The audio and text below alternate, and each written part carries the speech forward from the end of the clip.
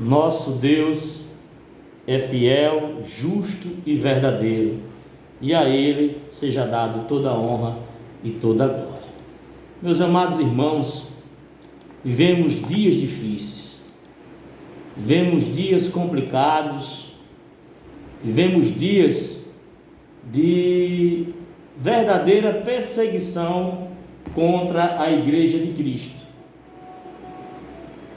aqui na terra.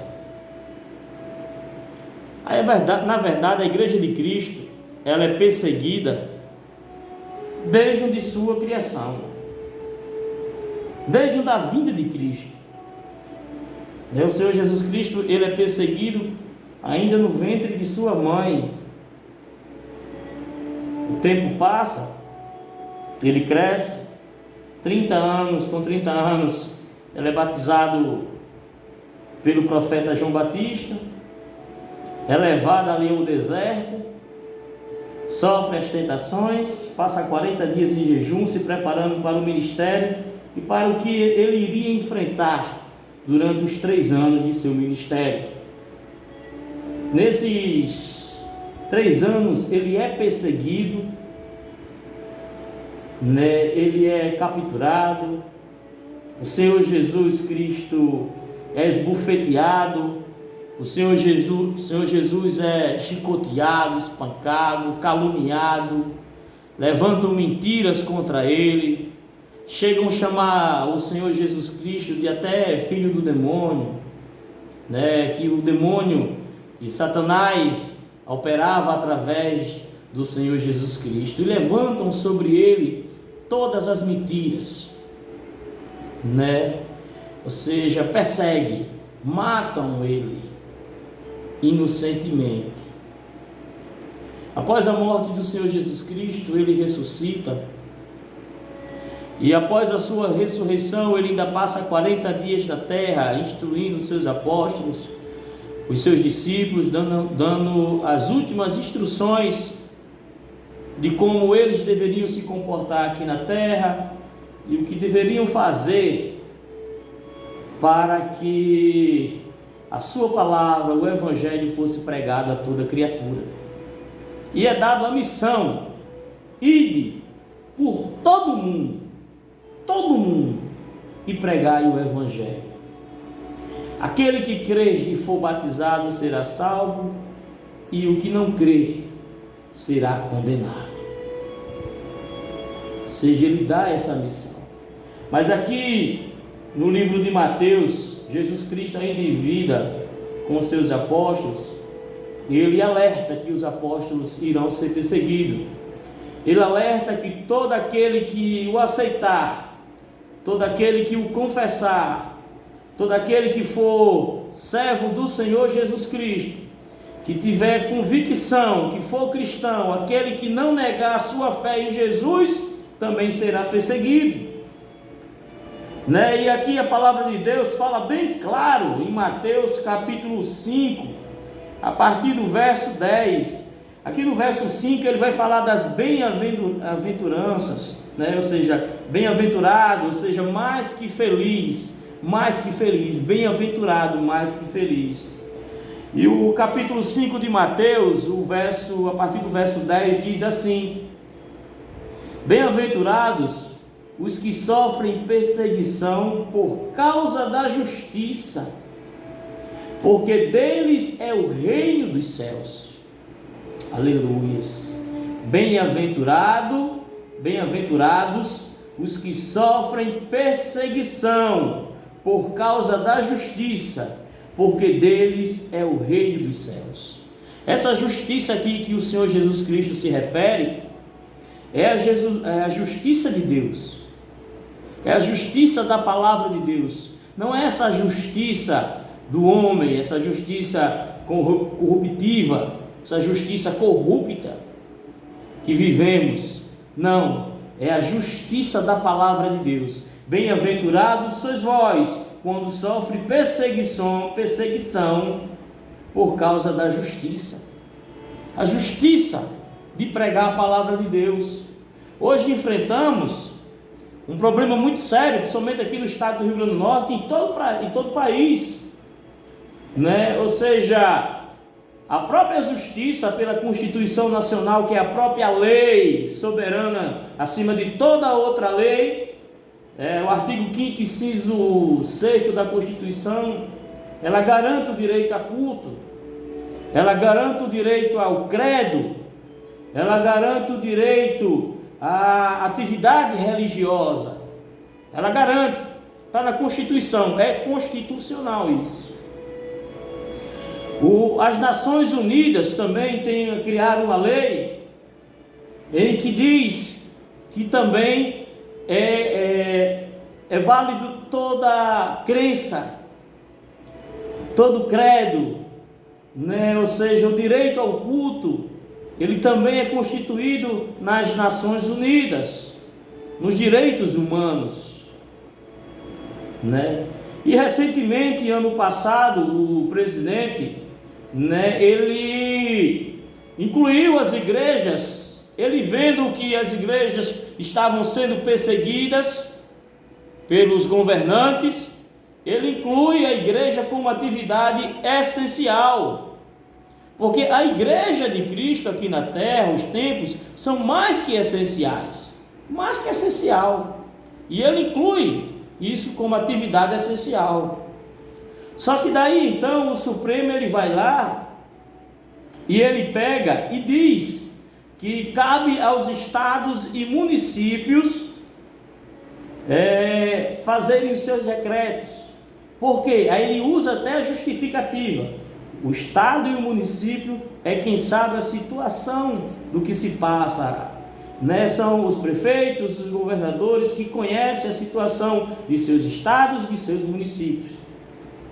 Daí então, cada município, ele começa por meio de decreto, né, colocar as igrejas como atividade essencial para que elas possam funcionar. Alguns municípios, eles controlam com uma capacidade de 50% dos templos, outros com 30%, 25%, cada município vendo, se adequando à realidade do município.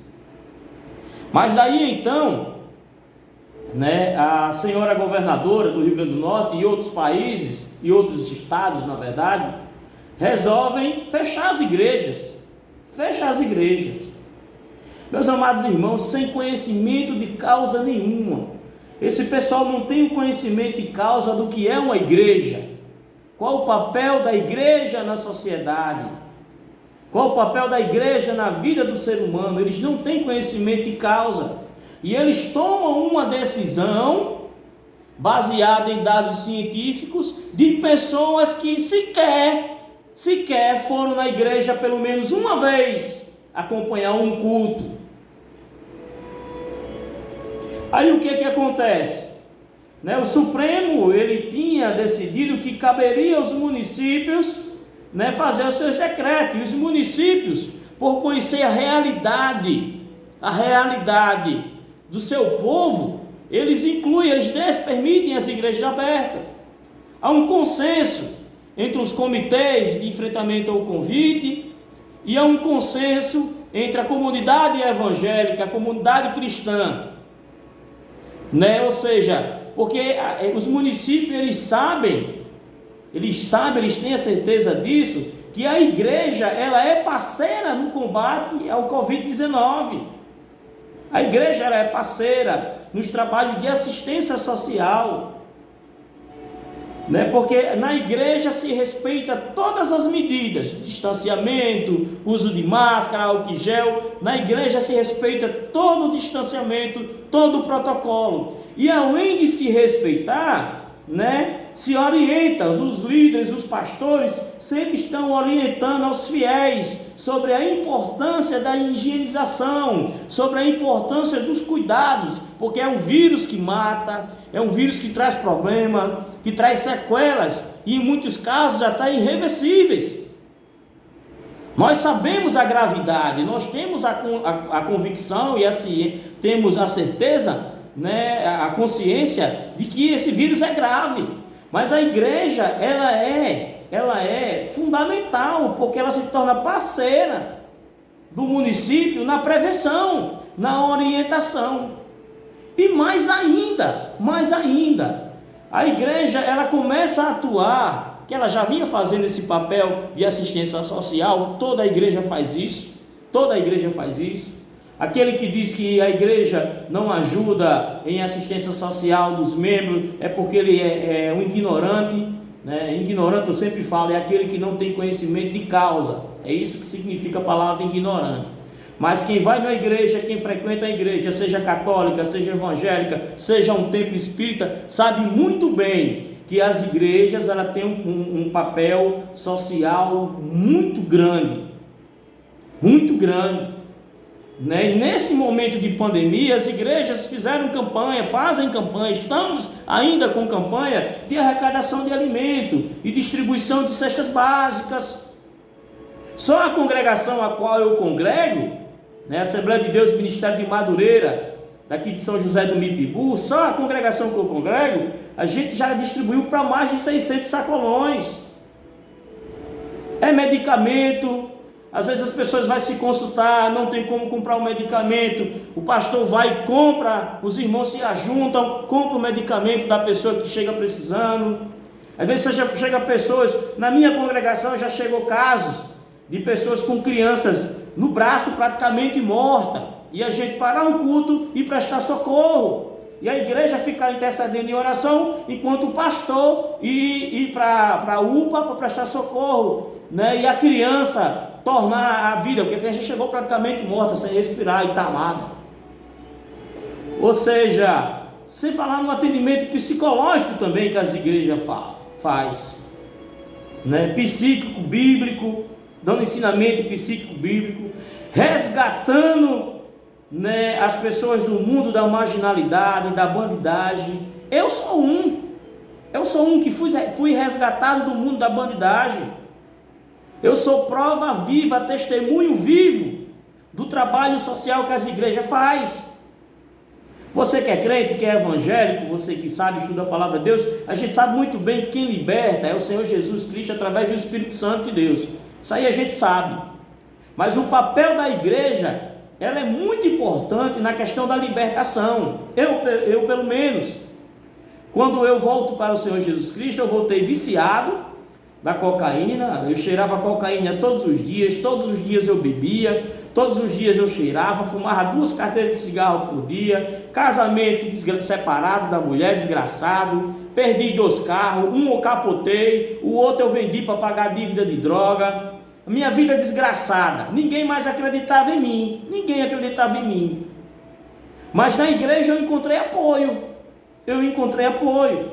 e foi indo para a igreja todos os cultos que eu encontrei forças para me libertar daquela desgraça que eu vivia, daquela vida desgraçada que eu vivia, né? E Deus mudou a minha vida, vem mudando, né? E assim vem fazendo na vida de muitos. Semana passada mesmo, né, o nosso pastor, né, conseguiu um internamento já de outra pessoa em uma clínica de reabilitação. Eu, graças a Deus, não precisei ser internado em clínica de reabilitação, mas tem pessoas que necessitam, cada pessoa é diferente. A fé, ela age de diferentes modos em cada um, na vida de cada um, de cada jeito. Há pessoas que precisam ser internadas para ser libertadas, há pessoas que eram libertadas pelo ato da fé, mas isso tudo o papel da igreja. A igreja, ela vem ajudando, sim, ela vem ajudando no enfrentamento, ao combate ao Covid. Ou seja, a igreja não é só oração. A igreja evangélica, principalmente, eu falo em nome da evangélica porque eu sou evangélico, né? Fui libertado na evangélica, mas a católica também ela é assim, porque eu conheço um projeto Boas Novas da Igreja Católica, né? Que é um projeto lindo, que até é pouco divulgado, mas também que tem uma clínica de reabilitação Boas Novas, também que tem incluído pessoas na sociedade novamente. Você pega um alcoólatra que vivia jogado no meio da rua e você dá a oportunidade a ele de ele voltar para a sociedade com dignidade. Você pega um ex-bandido, um ex-marginal, assim como eu fui, né, e dá a oportunidade a ele de retornar à sociedade como um cidadão de bem, uma pessoa de bem. É um papel mais que essencial. A cada pessoa dessa que é recuperada, né? Às vezes até tem gente que critica, e você que critica muito, sem ter conhecimento de causa, né? A cada pessoa que se converte, a cada pessoa que muda de vida, a cada pessoa que abandona o mundo da marginalidade, é uma pessoa menos para te assaltar, é uma pessoa menos para fazer mal a ti, é uma pessoa menos que vai dar trabalho à polícia, né? Ou seja, e sem falar que nesse momento de pandemia, as pessoas estão sofrendo uma pressão psicológica muito grande, tanto porque o vírus ele realmente é perigoso, ele causa, mas também por parte da imprensa que não fala em outra coisa a não ser desse vírus. As pessoas estão sufocadas. Eu falo isso porque a gente atende pessoas que chegam na igreja, né, depressivas, com síndrome do pânico, e é todo tratamento que a igreja faz para que as pessoas não venham cometer suicídio, porque muitos têm se suicidado por não ter aonde recorrer, e a igreja tem sido um refúgio até o combate ao suicídio. Eu vi uma propaganda essa semana do governo do estado, né, falando sobre a questão do suicídio, mas aí ela fecha a porta da igreja, que é um escape para essas pessoas que estão sofrendo esses problemas psicológicos, né? Aí quando eu falo de perseguição, né, muitos me criticam, estão me criticando porque eu falo que a igreja está sendo perseguida, mas ela está sendo perseguida. Se o que está acontecendo não é perseguição, eu pergunto o que é perseguição então. Como é que em um decreto, você permite ônibus circulando lotados, aonde não respeita o distanciamento, porque no próprio decreto há colocado um distanciamento entre 1,5 metro de uma pessoa e outra. Então, na hora que no decreto ele permite o ônibus circular, ele está colocando o decreto dele em contrariedade. Na hora que se fecha, que se abre um bar e permite aglomeração em bar, né? Ou seja, no bar não tem distanciamento. A gente tem andado, a gente tem visto, ninguém é cego, todo mundo sabe disso, até o mais cético sabe disso, que no bar não tem distanciamento. E eu que já bebi, eu sei, depois que a pessoa ela bebe, ela tá ébrio, ela quer saber mais de medida provisória de nada, ela se abraça, fala cuspindo, né? Ou seja, não tem como. Ou seja, aí a gente vê, nada contra os bares, eu quero aqui deixar bem claro, nada contra os bares, até porque existem garçons que trabalham, existe pai de família, mãe de família, que depende do sustento dali daquele trabalho para levar o pão de cada dia para a sua casa. Deixando isso bem claro, né? Mas aí você vê, aí você permite bar, você permite restaurante, que a gente estava analisando o gráfico emitido pelo próprio governo do estado, onde tem os maiores índices de contaminação. Ou seja, que no caso até mais uma vez a igreja é perseguida porque não foi colocado lá nesse índice, né? Mas aí a gente vê lugares como o transporte público que tem um alto índice de contaminação, né? Circulando à vontade, lotado, porque a verdade é essa, né? Não adianta se colocar no decreto, mas a realidade a gente não é cego, a gente vê todos os dias, né? Não adianta você falar de bares porque realmente estão lotados, uma aglomeração, né? Aí fecha as igrejas que têm sido refúgio. Se isso não é perseguição, é o quê? Não, mas aí a gente permitiu lá no decreto a oração individual. Meu amado, é por isso que eu digo, colocam pessoas no comitê que diz ser científico e técnico, pessoas que não têm conhecimento de causa. Oração a gente faz em casa, a gente ora na igreja sim, mas na igreja é uma oração de adoração a Deus. Ninguém vai para a igreja só para ficar orando. A igreja, o objetivo da igreja é cultuar, adorar e exaltar a Deus, porque é de acordo com a palavra aqui. Todas as vezes que se reunir em memória de mim, se reunimos em memória de Deus, para cultuar e exaltar Ele, porque é Ele que é o dono da vida, né? Aí, ou seja, fica com perseguição na igreja sim, Você vê setores de alto índice de contaminação aberto livremente, enquanto a igreja é proibido. Que a igreja, além de respeitar todo o protocolo, né, de prevenção, e além de orientar os seus fiéis, os membros, sobre a importância da prevenção, ainda faz esse papel social, né, desafogando até a prefeitura. Porque que nem eu falo, só a igreja que eu congrego, a congregação, foi mais de 600 sacolões que a gente distribuiu, fora as outras, que eu tenho conhecimento de todas as igrejas. Hoje a gente tem um grupo aqui em São José do Pibu, das Igreja Unida, que são 30 denominações evangélicas diferentes. E todas essas 30 denominações têm feito campanhas de arrecadação e doação de alimento. Todas essas 30 têm ajudado aos cidadãos, têm ajudado principalmente ao município de São José do Pibu no combate e a prevenção Covid, por orientação, atendimento psicológico, né, medicamento, né, internamento. Temos feito isso, temos ajudado. Então a igreja, ela é parceira, mas da forma que o decreto está, é como se a igreja fosse inimiga, como se a igreja fosse uma causadora, quando na verdade não é. Então vivemos uma perseguição? Sim. Estamos vivendo uma perseguição à igreja de Cristo? Sim. Né? A gente tem alertado, infelizmente a gente não tem um líder a nível estadual que venha lutar pelas igrejas. Estamos orando a Deus, buscando a Deus, né? Porque dele é que vem o socorro.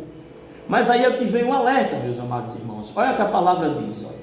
Bem-aventurados, né? Mateus 5, a partir do verso 10. Bem-aventurados os que sofrem perseguição por causa da justiça, porque deles é o reino dos céus. Bem-aventurados sois vós, quando vos injuriares e perseguirem, mentindo, porque estão mentindo, ficam mentindo contra as igrejas, contra o povo de Deus, disserem todo mal contra vós, por amor da minha causa.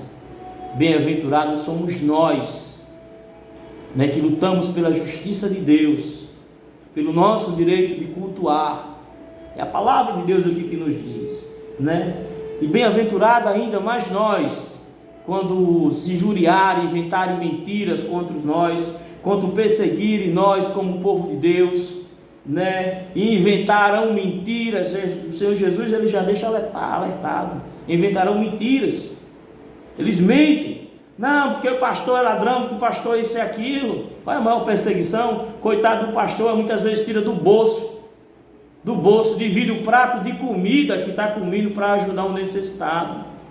Agora, diferentemente de nós, servos de Deus, da sociedade hipócrita, a gente não vive divulgando, botando foto de tudo que a gente faz.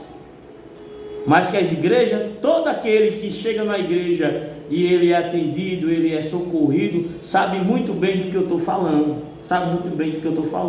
Olha o que diz o verso 12 aqui, o verso 12. Diz assim: exaltai e alegrai-vos, porque é grande o vosso galardão no céu, porque assim perseguiram os profetas que foram antes de vós. Ou seja, o Senhor Jesus nos alerta que da forma que nós estamos sendo perseguidos, os profetas foram perseguidos, e nós iríamos ser perseguidos, e estamos sendo perseguidos sim, por amor de Deus. É tanto que a governadora e governadores de outro estado coloca até a força policial para ir fechar uma igreja, né? Ainda contamos com a sensibilidade de homens de bem, dos policiais que trabalham de bem, porque eles chegam com educação, né? Porque eles sabem que ali tem cidadão de bem, são pessoas que ajudam, que além de ser cidadão de bem, ainda ajuda na batalha contra a criminalidade, contra a marginalidade, porque tem esse papel social de resgatar. Então faça aqui esse desabafo, aproveite esse programa, né, para os amados ouvintes, e você que vai ver esse vídeo a qual eu estou fazendo sobre isso. Meus amados, e eu chamo a atenção de todos, é necessário a gente se voltar para Deus. Nós temos que nos voltar para Deus, deixar de culpar lado A, de culpar lado B. A culpa não é do presidente, a culpa não é da governadora, a culpa não é de país tal, a culpa é do povo, a culpa é do ser humano. A gente vê, nós que somos cristãos, você que é cristão, que é evangélico, ou que é católico, ou que é espírita, que lê a palavra de Deus, você que examina a Escritura, você sabe muito bem que todas as vezes que o povo, as nações, elas se voltam contra Deus, Deus cria situações e aperta o povo para que o povo se volte para Ele. E o diferentemente do que está acontecendo das últimas calamidades que aconteceu desde o tempo de Adão até os dias de hoje, é porque o povo não tem se voltado para Deus. O povo não se volta para Deus. A própria palavra diz: se o meu povo, que se chama pelo meu nome, isso aí está falando o meu povo, é aqueles que aceitaram o Senhor Jesus, é aqueles os que se consideram cristãos, é os que se consideram filho de Deus. Se o meu povo, que se chama pelo meu nome, ou seja, chama pelo nome de Deus, se o meu povo que se chama pelo meu nome, se humilhar e orar, e se arrepender dos seus pecados, dos seus maus caminhos, então eu ouvirei dos céus, perdoarei os seus pecados e sararei a sua terra. É a palavra de Deus que diz isso. Nós precisamos se voltar para Deus, nós precisamos buscar a Deus, nós precisamos nos humilhar diante de Deus. Quando eu falo nós, é todos nós, é os que se denominam cristão, os que não se denominam cristão, é todo o povo. E não existe pecado grande que Deus não possa perdoar. Porque o sacrifício do Senhor Jesus Cristo na cruz do Calvário foi para dar direito à salvação ao mais vil pecador. Ou seja, o pior de todos os pecadores tem salvação através do Senhor Jesus. Mas para isso é necessário se converter a Cristo. É necessário aceitar que Jesus Cristo veio, que Jesus Cristo é o Filho de Deus, que Deus o ressuscitou dos mortos, que Ele está assentado ao direito de Deus Pai Todo-Poderoso, que Ele virá outra vez para julgar os vivos e os mortos.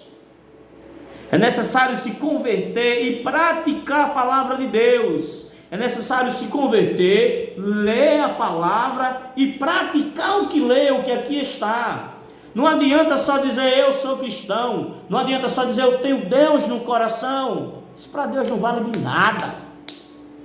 É como diz lá em Romanos capítulo 10, o versículo 9 e 10, diz: a saber, se com tua boca confessares que Jesus Cristo é o Senhor, em teu coração crer que Deus o ressuscitou dos mortos, sereis salvo. Ou seja, não é só falar que é cristão, tem que crer de coração. Quando eu falo e quando eu creio, eu tenho que confessar diante dos homens.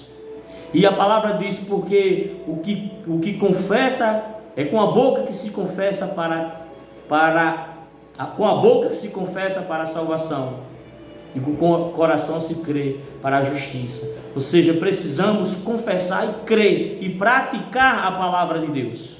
É praticar a palavra de Deus, é se converter a Deus, é confessar os pecados. É necessário a gente reconhecer os nossos pecados, é necessário a gente olhar para dentro de nós e enxergar os nossos erros. É como o apóstolo Paulo diz lá em 1 Coríntios 11: se cada um de nós julgasse a nós mesmos, nós não seríamos julgados. Ou seja, se cada um de nós olhar para dentro de nós e ver aonde está errando, e ver o que precisa ser mudado, é pedir ao Espírito Santo de Deus que revele o que é necessário ser mudado dentro de nós. É necessário se converter, é necessário se arrepender dos pecados, se arrepender da prostituição, se arrepender do pecado do vício, se arrepender do pecado do adultério, da soberba, da arrogância, da prepotência, do ódio, do rancor, do mal. É necessário voltar-se para Deus, ter Deus como base principal de nossas vidas. É necessário sim isso. A nossa salvação não vem do homem, não vem de presidente, de governador, de prefeito, não vai vir de pastor, não vai vir de padre, de papa, não vai vir de líder espiritual, não. A nossa salvação vem de Jesus Cristo, vem de Deus. É necessário se converter a Deus, é necessário clamar a Deus. É como o Senhor Jesus, lá no livro de João, capítulo 6, vai falar. Jesus, ele estava pregando para os seus seguidores, para os seguidores dele. Jesus pregando para os seguidores deles. E Jesus, ele começa a pregar uma palavra mais dura. E lá vai dizer que Jesus diz: olha, eu sou o pão enviado do céu. Aquele que não fizer parte de mim não entrará no reino dos céus. Aquele que não comer do meu corpo e não beber do meu sangue não faz parte de mim. Ou seja, aquele que escuta as minhas palavras e não pratica, não faz parte de mim, é mentiroso. E Jesus começa a pregar um discurso duro. E a palavra de Deus vai dizer, na verdade duro não, Jesus começa a pregar a verdade, que é necessário se converter, é necessário nascer de novo, é necessário ter uma mudança de dentro para fora. Aí muitos de seus discípulos começam a dizer: esse discurso é muito duro, como é que a gente vai convencer as pessoas com um discurso duro desse? E a palavra diz que aqueles discípulos, eles abandonam Jesus. E Jesus olha para os apóstolos e diz: e vós também não vão com eles? Aí Pedro, aleluia, glória a Deus.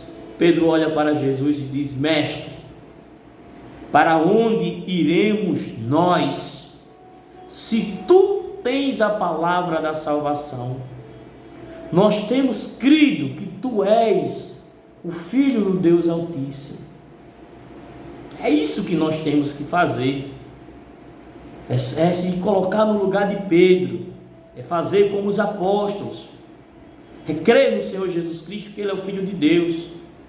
Muitos deixam de seguir a Deus por causa da palavra, porque a verdade ela é dura. Não é que a verdade é dura, é porque a verdade, a palavra, ela revela a verdade. A palavra, ela revela o pecado. Ela revela o pecado do adultério, ela revela o pecado da prostituição, ela revela o pecado da bandidagem, ela revela o pecado da falsidade, ela revela o pecado da mal língua.